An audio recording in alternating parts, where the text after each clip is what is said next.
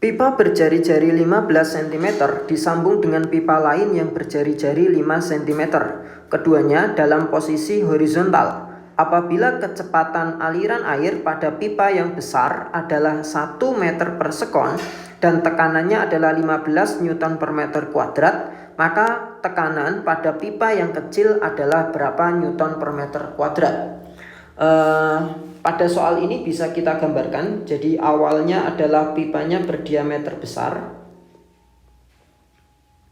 Oke, kemudian disambung dengan pipa yang kecil. Kurang lebih seperti ini. Nah, untuk yang pipa yang besar, diameternya adalah 15 cm, ini D1. Untuk pipa yang kecil, diameternya adalah 5 cm. Bisa kita tuliskan D1-nya adalah 15 cm, D2-nya adalah 5 cm. Nah, kemudian untuk pipa yang besar, itu aliran fluidanya dikatakan nilainya itu V1 ya. Kita tulis misalkan V1 nilainya adalah 1 meter per sekon dan tekanannya atau P1 yaitu 15 Newton per meter kuadrat. Nah, sedangkan untuk yang pipa kecil ya, kecepatannya tidak tahu atau V2-nya itu tidak tahu di sini.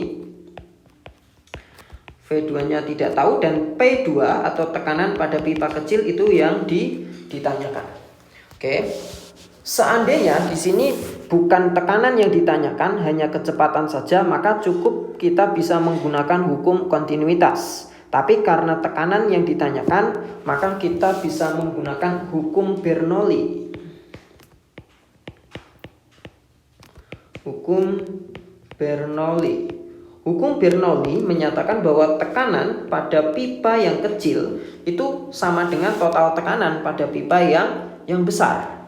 Nah, persamaannya bisa dituliskan yaitu P1 ditambah rho GH1 ditambah setengah rho V1 kuadrat. Ini total tekanan pada penampang 1 atau penampang yang besar sama dengan P2 ditambah rho GH2 ditambah setengah rho V2 kuadrat. Nah, itu adalah total tekanan pada pipa yang kecil. Nah, untuk variabel-variabel yang dibutuhkan itu ada tekanan P, ada H ketinggian pipa dari tanah, dan ada kecepatan ya. Nah, untuk kecepatan sendiri V1 sudah ada, V2 belum ada, nanti bisa kita cari V2-nya. Sedangkan untuk ketinggiannya ya, kalau misalkan tanahnya saya misalkan di bawah sini, oke, maka kita akan memiliki H1 itu ketinggian untuk pipa yang satu ini ya. H1 itu nilainya akan sama dengan H2 ya. Jadi ketinggian pipa kecil dan pipa besarnya itu sama. H1 sama dengan H2 ya. Sehingga karena H1 sama dengan H2, maka untuk ruas rho GH1 dengan rho GH2 bisa kita coret gitu. Nah, kemudian di sini tinggal V ya yang belum diketahui yaitu V2. Untuk mencari V2-nya kita bisa pakai prinsip kontinuitas. Nah, kita langsung saja yaitu debit air pada pipa yang besar sama dengan debit air pada pipa yang kecil. Kita bisa uraikan A1V1 sama dengan A2V2. A1 ya bisa kita uraikan persamaannya 1/4 pi D1 kuadrat kali V1 1/4 pi D2 kuadrat kali V2. Nah, ini di sini pakainya D diameter karena memang yang diketahui itu adalah diameternya. 1/4 pi-nya bisa kita coret. D1 karena 15 dikuadratkan jadi 225 kali V1. V1-nya 1 ya, langsung diketahui. Berarti dikali 1 sama dengan D2-nya nilainya adalah 5 dikuadratkan itu 25 dikali V2. Nah, V2-nya itu yang yang kita cari gitu ya. Nah, kemudian 225 kita bagi dengan 25. Nah, itu dihasilkan nilainya adalah 9. Sehingga V2-nya atau kecepatan aliran fluida pada pipa yang kecil adalah 9 meter per sekon. Nah, langsung kita bisa substitusikan ke dalam persamaan Bernoulli-nya. Kita bisa masukkan P1 nilainya adalah 15 ditambah setengah kali rho. Rho itu adalah massa jenis. Nah, di sini fluidanya dikatakan air dengan massa jenisnya adalah 1 gram per centimeter kubik. Nah, karena satuannya harus SI ya, maka harus dijadikan kilogram per meter kubik. Nah, itu tinggal dikali 1000 saja. Berarti hasilnya adalah 1000 kali V1. V1-nya adalah 1 ya, meskipun dikuadratin berarti tetap 1. P2 yang kita cari setengah kali 1000 kali V2-nya 9 dikuadratkan adalah 81. Oke.